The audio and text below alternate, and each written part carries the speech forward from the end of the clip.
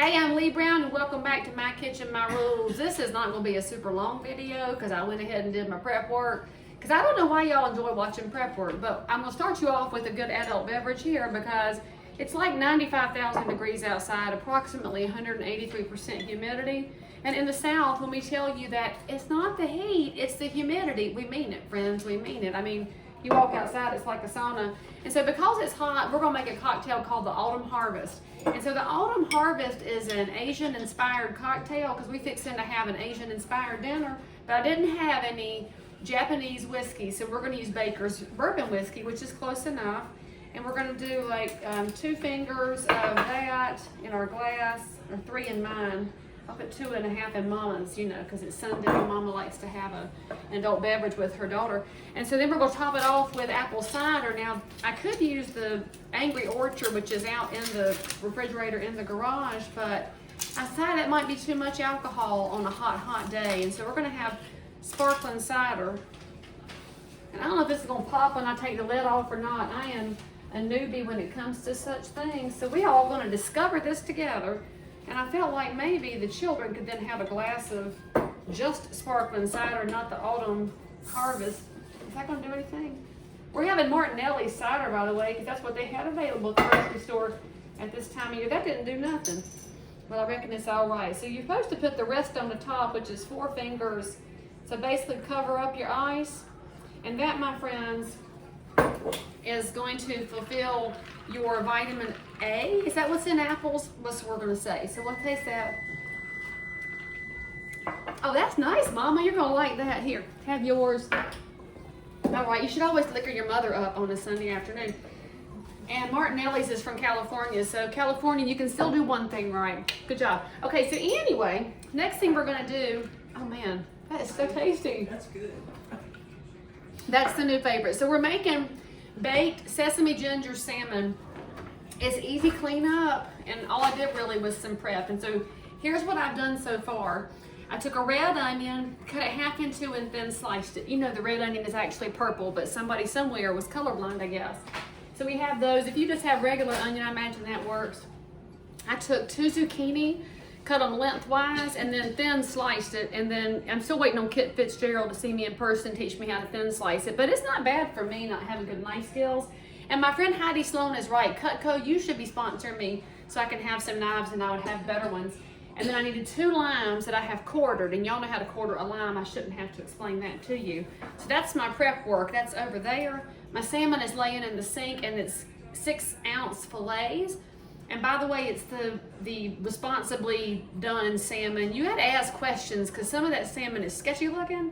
And I've seen some of the places they raise some of the fish around the world with my enjoyment of traveling. Once you have seen how tilapia are raised, y'all won't eat that nasty mess ever again. I mean, I'm for real on that. So anyway, we're gonna make a little bit of a sauce here. And the sauce is going to include soy sauce. So you need about 2 tablespoons of that. I always use the low sodium because you get the flavor, and frankly, soy sauce will make you shrivel up, and it's already so hot outside, we don't need to do that. And so we got some soy sauce, and then we got some sesame oil, and it tastes different than regular oil, and that's why it costs extra. You can find this in your international section of the grocery store, which is always funny to me because that's like tacos and spaghetti, and then really cool random stuff, usually over around the Asian and the Mexican food area. And the lid better come off this. I was out of sesame oil and had to go buy some more. I might have to recruit help. Hey, help, somebody who knows how to get the plastic lid off of something. Mama, you might not be any good at that either, but don't, here, you want the little rubber thing in the jiggy from Relevant Bumatone. Apparently, if you take 2 tablets a day, something happens. There's no thing on here that tells us what drug this is and what it cures. I don't even know how this got to be in my kitchen. I don't take it, but I appreciate whatever drug it is. Oh no, Daddy, you need a knife you can dig into it. Daddy's gonna get his pocket knife out. It is now a family affair to get into the sesame oil. Okay, so anyway, what else do we need? We need some garlic powder, about a teaspoon's worth, which will be, I'm just gonna take the lid off. I find that to be the easier way. That looks about right. That's too much, but I like garlic powder, so My Kitchen, My Rules. Then we need some ground ginger, which you could use fresh ginger if you have it. And I did not feel like buying any because it's a lot of work and I don't like the stuff in the jar. I just go with the grated ground. And I'm gonna put in enough that I cover up the soy sauce. That's when I feel like I have enough ginger, which frankly, I don't know that you can do too much ginger. It's one of my favorite spices, and it's like saves the world. You need red pepper flakes, but I mean like a wee tiny bit. So a shake, boom. Well, 2 shakes, nothing came out. So there we go. You don't want to burn your tongue off. That's just to wake up your other seasonings. Then we need some honey, and I have Manuka honey, which doesn't mean anything, frankly, except that's what I had in the house. And y'all know that's how we roll around here. Although you know that the best benefits of honey come from the stuff that is the closest to your house.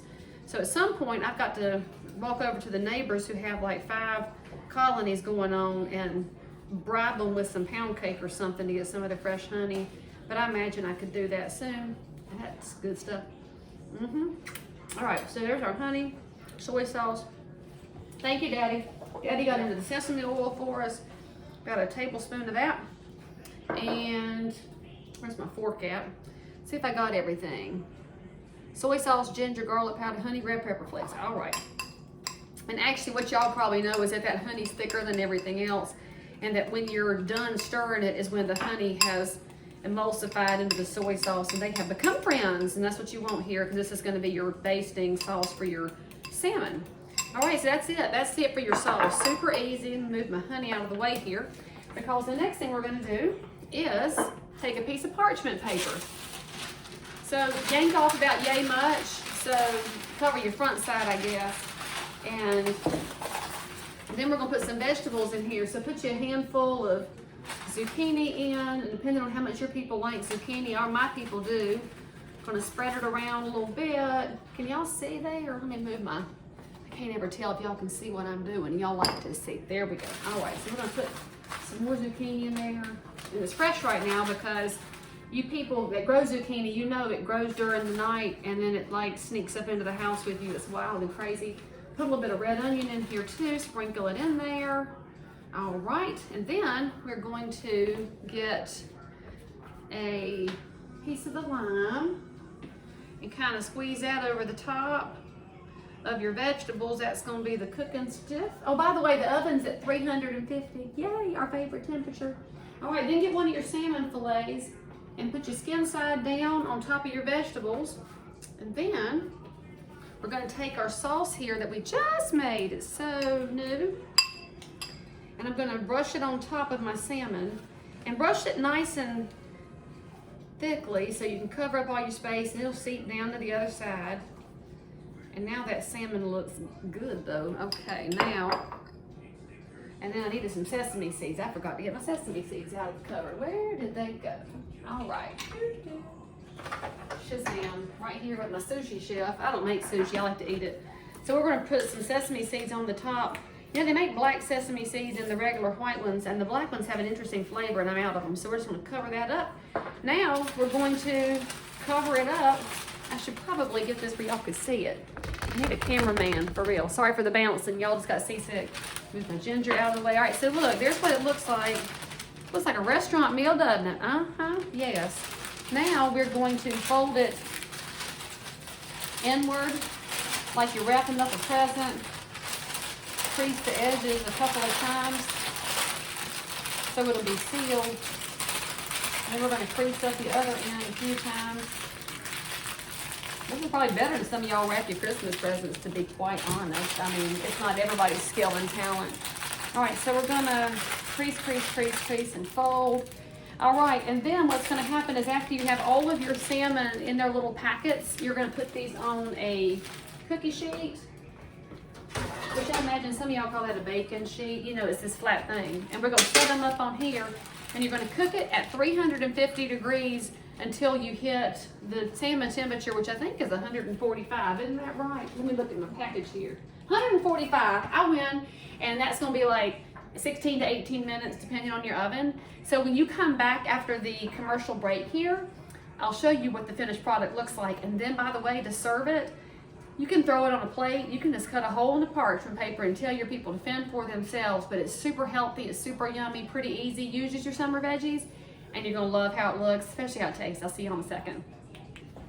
Okay, so we're out of the oven, And the good thing about salmon is if you buy the good stuff and you undercook it a little bit, some of y'all might even prefer that. So your little parchment packet here, take your plate, look, this is so easy, right? Then you're gonna throw away your parchment paper, open it up. Oh, steamy goodness, look at that, it's pretty. We're gonna dump it right on the plate. Look, how's that for presentation? Keep all the juices there. And look at that, shazam. You got like restaurant quality supper, and then get your autumn harvest, enjoy with it. You're gonna have a happy family too. Make sure you try it, let me know, and I'll see you next time.